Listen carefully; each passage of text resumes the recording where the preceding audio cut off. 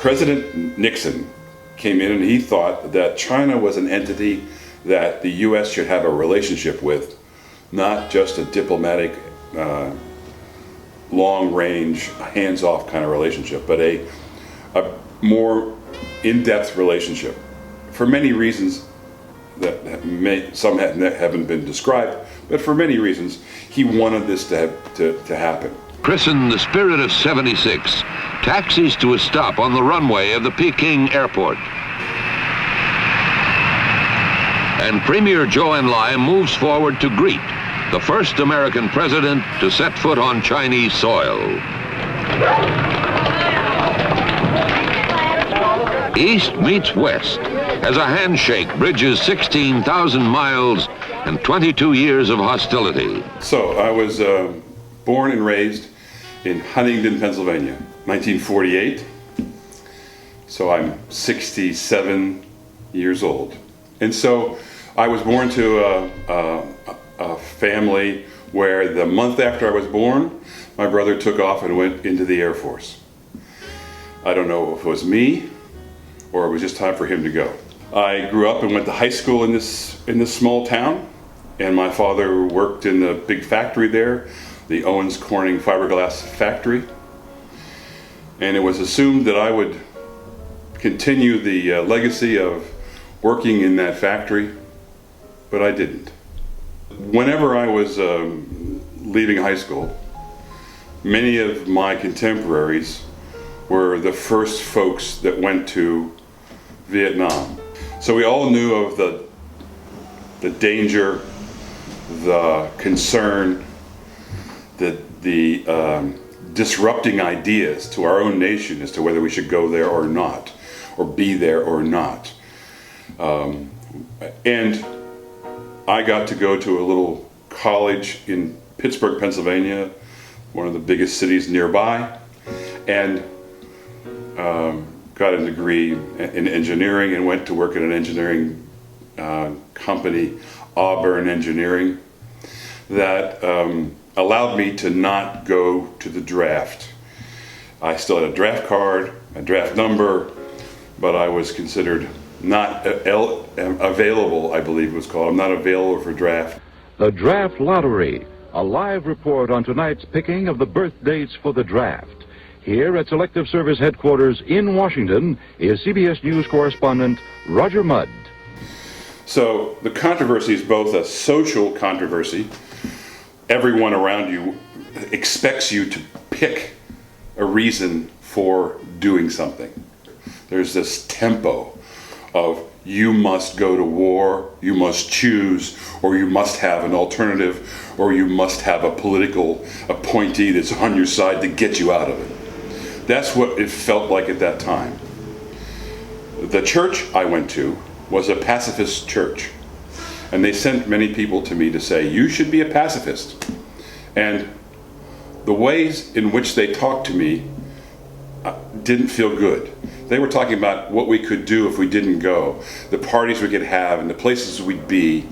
And it didn't seem like it was a philosophical or a religious stand as much as a party stand. And so I said, I don't think I'm one of those people. So in the end, I enlisted.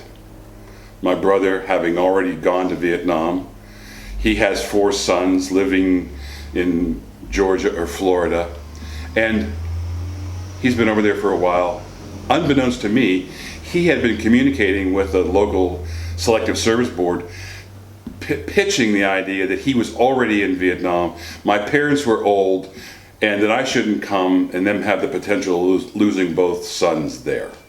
I didn't know that, so when I was fed up with all the controversy and all the questions constantly coming to you, I said, I don't want to be waiting, I want to be doing. So I enlisted in the Air Force. My brother was upset. He got a call through to me from Vietnam to really yell at me very angrily. My mom and dad were very sad. They'd hoped I'd stay at home and not be in peril. My girlfriend was quite surprised. but I felt like I wasn't complete if I wasn't doing something. It wasn't like I was a patriot and I wanted to go shoot somebody. It was that the world was in unrest and I ought to be there or do something about it, but I couldn't just sit back and let someone else choose what I did. So I chose to go. I enlisted in the Air Force, and in 1968 got a good school to go to and became a cryptologist. So cryptographic technician is the guy who makes, holds, adjusts, secures, manages the cryptographic code breaking, code making equipment. So when the president is going to talk to somebody, or some military commander is going to talk to another military commander, and you don't want to have spies hear what you're saying, you encrypt it or encode it.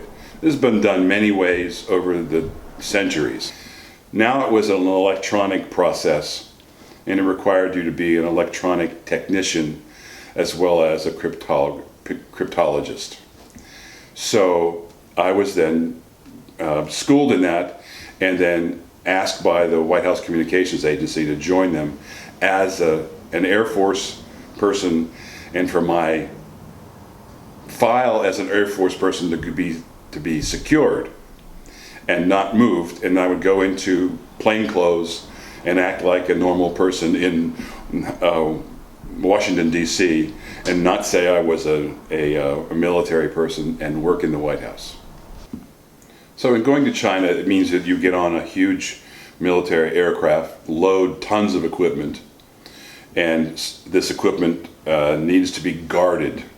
I carried a weapon, a concealed weapon during this time, and I had to sign for documents, and they were in my care. So you pack up all this stuff in a big aircraft, a C-141 or a C-5, and when we went to land in Shanghai, the motor, one of the engines, failed, and they had to shut down all the engines. So that would mean they'd have to restart when they were going to take off again. The problem was, to restart an engine, a jet engine in a foreign country, you need a certain kind of power unit, a UP something unit, something.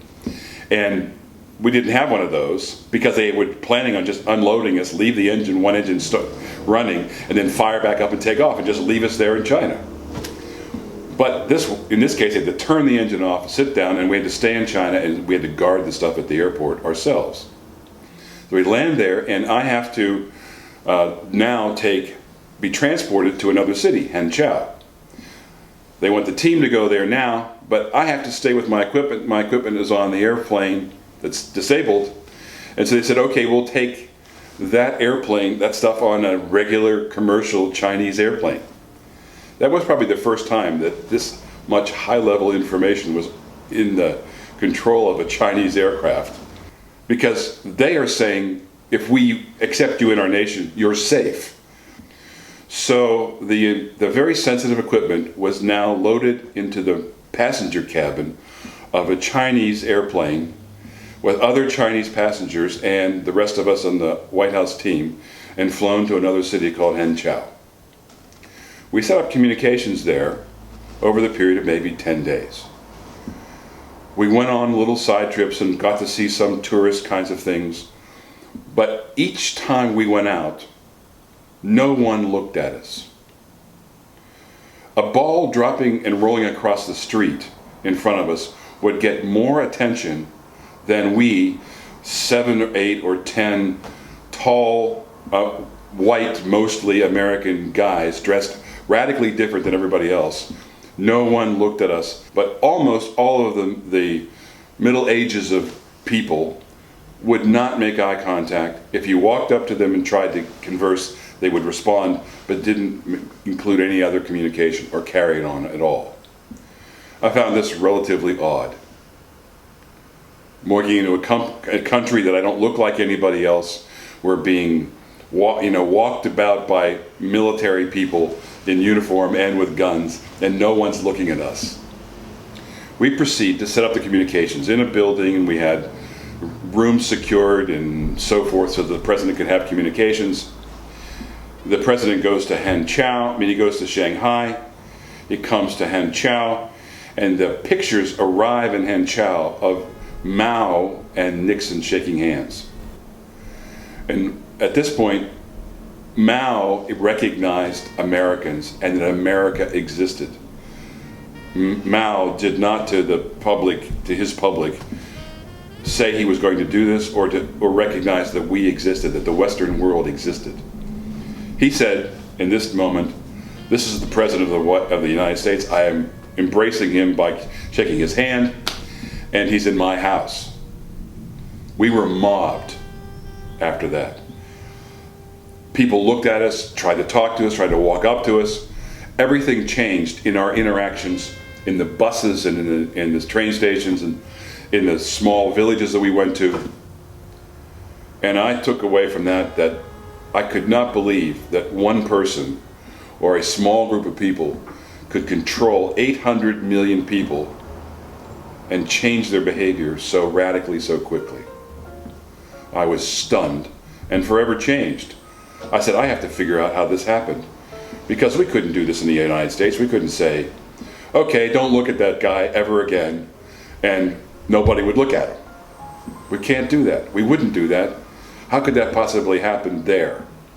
It began my studies in social dynamics and personality and social theory. I've changed forever because of that, and I'm glad I got to see that.